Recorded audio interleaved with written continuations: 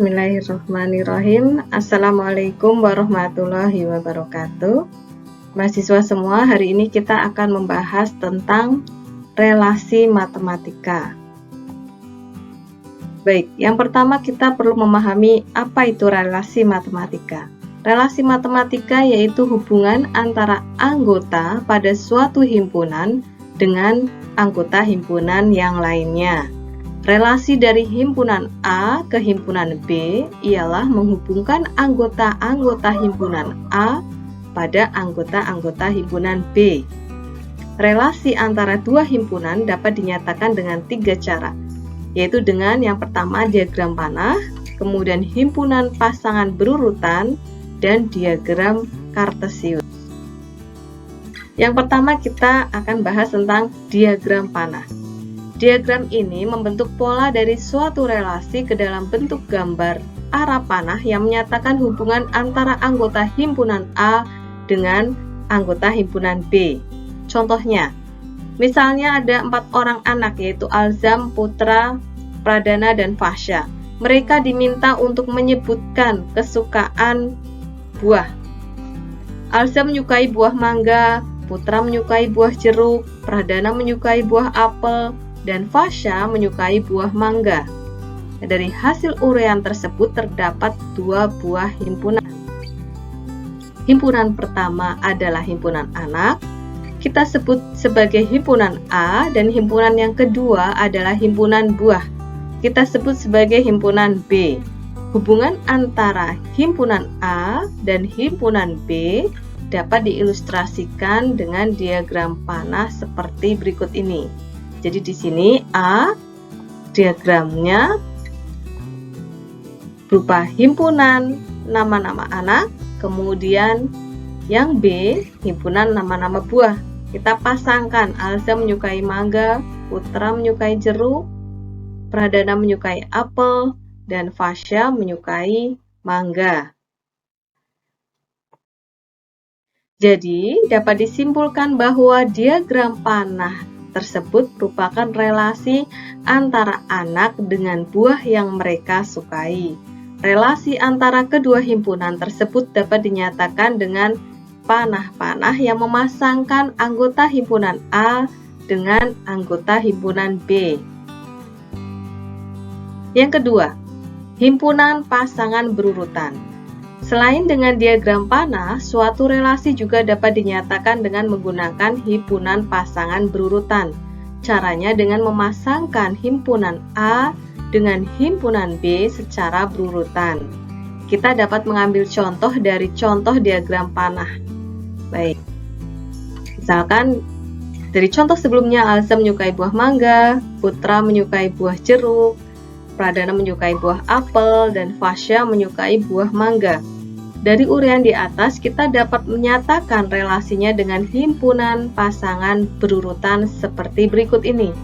Jadi Alzam dipasangkan dengan mangga, Putra dengan jeruk, Pradana dengan apel, Fasya dengan mangga.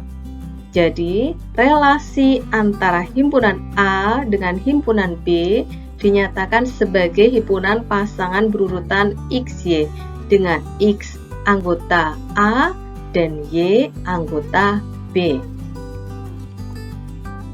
Berikutnya, cara yang ketiga adalah dengan diagram kartesius.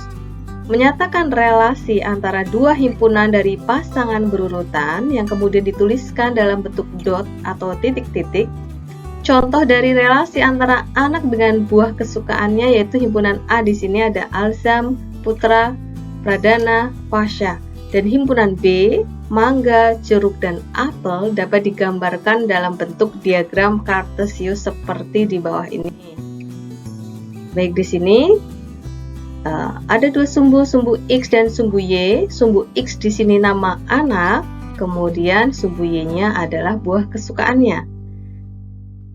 Baik, ini hubungan relasi bisa dinyatakan dengan diagram kartesius. Terlihat di sini Alzam sukanya mangga, Putra dengan jeruk, Pradana dengan apel, Fasya dengan mangga.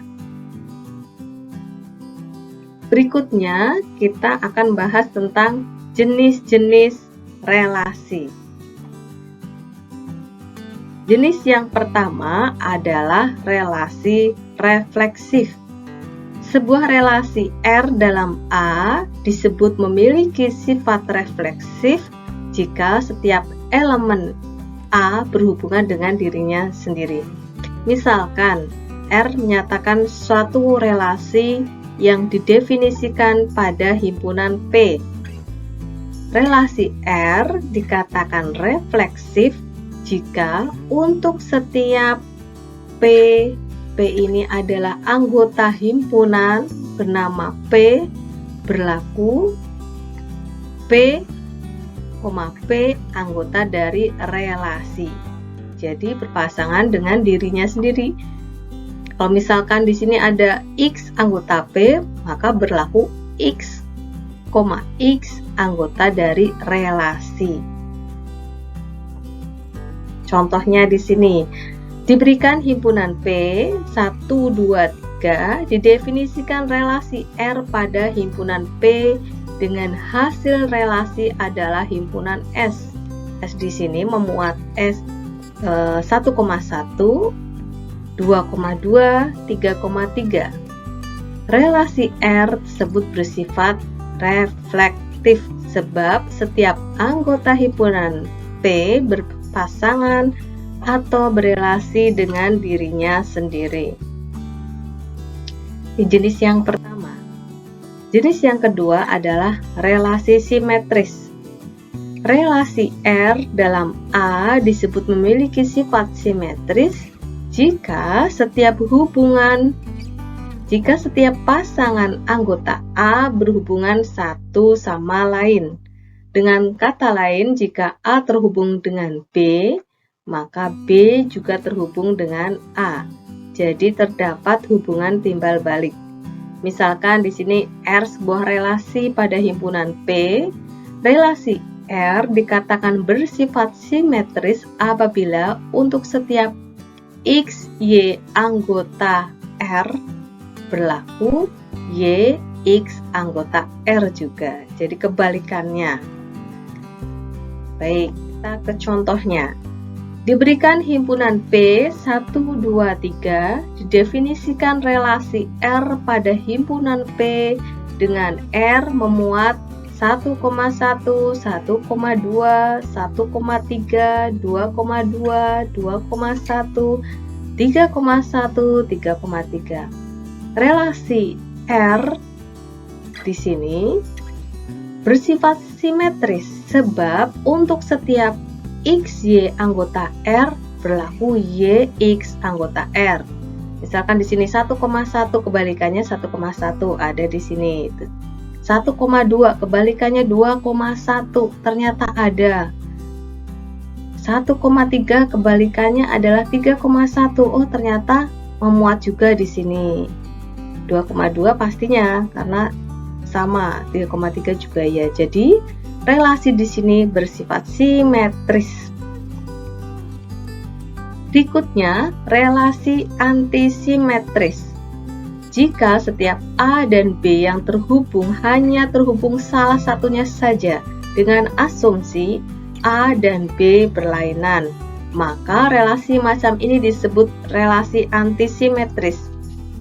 Misalkan R sebuah relasi pada sebuah himpunan P, relasi R dikatakan bersifat antisimetris apabila untuk setiap X, Y anggota relasi atau R dan Y, X anggota R berlaku X sama dengan Y. Contoh, diberikan himpunan C memuat 2, 4, 5. Didefinisikan relasi R pada himpunan C dengan R adalah A, B anggota A, kelipatan B, AB anggota C, AB ini anggota C, sehingga diperoleh R itu adalah 2,2, 4,4, 5,5, 4,2. Catatannya di sini A kelipatan B. A di sini yang depan, B bilangan kedua. A ini adalah kelipatan dari 2. 4 ini adalah kelipatan dari 4. 5 ini adalah kelipatan dari 5. 4 ini adalah kelipatan dari 2. Relasi R tersebut bersifat antisimetris karena ternyata memuat aturan yang muncul di sini berasal dari sini. Berarti ini bersifat antisimetris. Berikutnya adalah relasi transitif. Sebuah relasi disebut transitif jika memiliki sifat. Jika A berhubungan dengan B, maka B berhubungan dengan C. Maka A berhubungan dengan C secara langsung. Misalkan R sebuah relasi pada himpunan P, relasi R bersifat transitif apabila untuk setiap XY anggota R dan YZ anggota R, maka berlaku XZ juga anggota R. Contohnya, diberikan himpunan P123, didefinisikan relasi pada himpunan P dengan hasil relasi adalah himpunan R. Di sini 1,1, 1,2, 2,2, 2,1.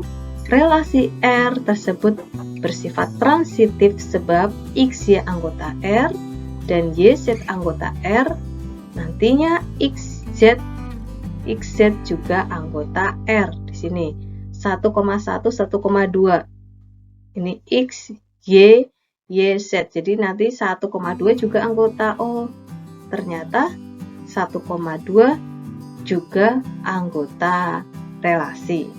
1,1, maaf 2,2, 2,1 berarti nantinya 2,1 anggota R. Ternyata 2,1 juga iya, karena catatannya di sini bilangan yang kedua Y dan Y-nya sama. Jadi ini contohnya ternyata 1,2 juga itu sendiri 1,2 anggota dari R atau termuat dalam R. Jadi ini bersifat transitif. Sebuah relasi disebut relasi ekuivalen jika relasi tersebut bersifat refleksif, simetrik, transitif. Orde parsial adalah relasi yang bersifat refleksif, antisimetrik, dan transitif. Jadi ada dua istilah. Kalau misalkan memuat 3 ini berarti nantinya relasinya itu relasi ekuivalen. Kalau memuat syarat ini ketiga-tiganya, relasinya adalah orde parsial. Kita akan berikan contohnya bagaimana cara memeriksanya. Misalkan di sini periksalah apakah relasi berikut bersifat refleksif atau reflektif, simetris dan transitif. Jika R di sini 1,1, 2,2, 3,3, 1,2, 2,3, 1,3. Pertama kita akan memeriksa apakah refleksif atau tidak. Syaratnya apa? A, anggota R untuk setiap A 1, 2, 3. Jadi nantinya di sini 1,1 juga anggota relasi. Ternyata betul. 2,2 ternyata anggota relasi. 3,3 oh ternyata anggota relasi. Jadi di sini R ini refleksif, bersifat refleksif. Kemudian yang kedua, kita akan memeriksa apakah relasinya simetris atau tidak. Syaratnya apa? Jika AB anggota R, maka BA anggota R. Di sini karena 1,2 anggota R, tetapi ternyata 2,1 ini bukan anggota R atau tidak ada di R di sini. Balikannya, jadi R di sini tidak simetris. Berikutnya kita akan memeriksa relasinya transitif atau tidak. Syaratnya AB anggota R, BC anggota R, maka AC juga anggota R. Misalkan di sini tampilan kembali dari soalnya 1,2 anggota R, Oh, ternyata ada. 2,3 anggota R, ternyata ada. Apakah 1,3 anggota R? Ternyata 1,3 juga anggota relasi. Jadi, relasi R itu bersifat transitif. Disimpulkan bahwa relasi ini bersifat refleksif dan transitif, tapi tidak simetris. Baik, mahasiswa semua, mungkin itu materi kita pada hari ini. Semoga bisa dipahami. Sekian, wassalamualaikum warahmatullahi wabarakatuh.